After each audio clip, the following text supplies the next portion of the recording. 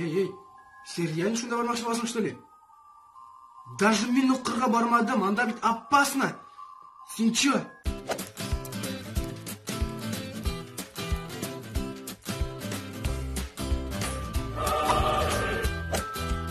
Окей, Гилия, нормальный кісі температурасы.